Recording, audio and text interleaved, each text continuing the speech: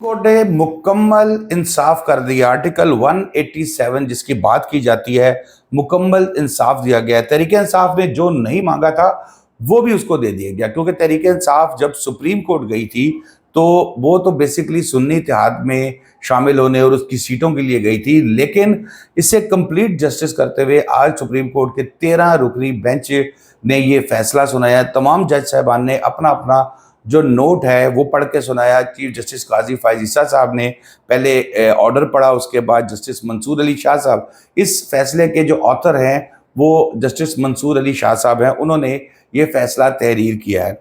और इसमें Peshawar high court का जो फैसला हुआ था उसको भी कलअदम करार दे दिया गया है। इसी तरह इलेक्शन कमीशन की जानिब से जो फैसला किया गया था उसको भी कलअदम करार दे दिया गया है। इसमें बहुत सी चीज़ें क्लियर की गई हैं और इंतखाबी निशान लेकर किसी सियासी जमात को इलेक्शन से या सियासत से आउट नहीं किया जा सकता। फिर इसके बाद ये बात भी इनमें कहा है कि तहरीक इंसाफ की मखसूस नशिस्तों के लिए अहल करार दिया गया है। मैं आपको जैसे पहले कहा कि कंप्लीट जस्टिस 187 के मांगा गया था कि जी सुन्नी इत्तेहाद में, लेकिन तहरीक इंसाफ को वो प्रूफ हुआ अदालत के अंदर कि इनके साथ ज्यादती की गई है, जिसकी बुनियाद पर तमाम उनकी सीटें उनको वापस कर दी गई हैं। 15 दिन में जो है वो अपनी नशिस्तों के लिए कागज अपने नाम जो मखसूस नशिस्तें हैं उसके लिए वो नाम देंगे और उसके बाद उनको वो मखसूस नशिस्तें दे दी जाएंगी। लेकिन इसमें सबसे इम्पॉर्टेंट चीज़ ये है कि तहरीक इंसाफ की सीनियर क़यादत ने ये फैसला किया है कि अब वो हुकूमत बनाने की तरफ जाएंगे, यानी कि वो इत्तेहादियों को साथ जोड़ेंगे, लोगों से मिलेंगे और कोशिश करेंगे कि वो कम अज़ कम वफाक और पंजाब के अंदर हुकूमत बनाएं। ये बहुत अहम खबर मैं आपसे शेयर कर रहा हूँ और ये तहरीक इंसाफ की सीनियर लीडरशिप की जानिब से ये कहा गया है कि अब वो हुकूमत बनाएंगे और कामयाब भी हो जाएंगे हुकूमत बनाने में। बहरहाल कौमी असम्बली के अलावा चारों सूबों की जो मखसूस नशिस्तें हैं जो लेकर मुख्तलिफ पोलिटिकल पार्टीज़, नून लीग, पीपल्स पार्टी, JUIFA और मौलाना साहब उधर भी रोला डाल रहे थे, बहरहाल उनको सीटें वापस जो है वो दे दी जाएंगी।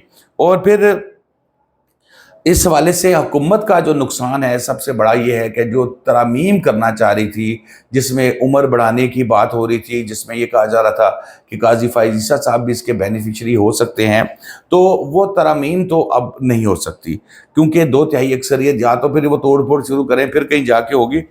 जजेस ने जो रिमार्क्स दिए थे आज वो फैसले की सूरत में सामने आ गए हैं। जजेस के रिमार्क से चीज़ों का अंदाज़ा हो रहा था।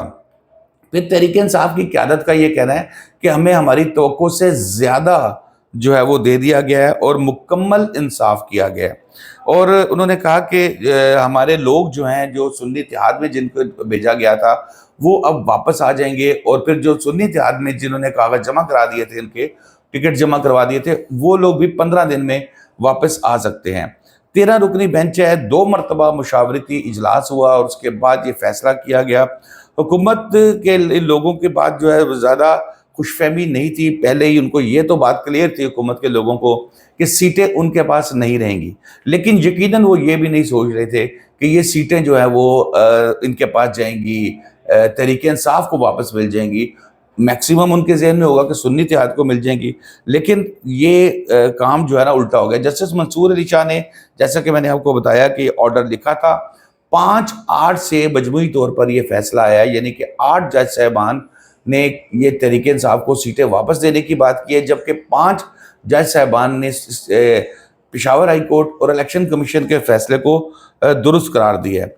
25 मार्च 2024 का ये फैसला था पेशावर हाई कोर्ट का, उसको भी कलअदम करार दे दिया गया। इसी तरह इलेक्शन कमीशन का जो फैसला था 1 मार्च को, उसको भी जो है वो कलअदम करार दे दिया गया। सीटें नून लीग और दीगर जमातों से लेकर वापस की गई हैं और इंतखाबी निशान जो है वो चला गया। तो की जब जैसे मैंने आपको बताया कि तहरीक इंसाफ की सीनियर क़यादत से जो है इस वक्त इस मूड में है कि अब वो हुकूमत बनाने की कोशिश करेगी। तो दोस्तों अब तक के लिए इतना ही। शादाब रियाज को इजाज़त दीजिए। अल्लाह हाफ़िज़।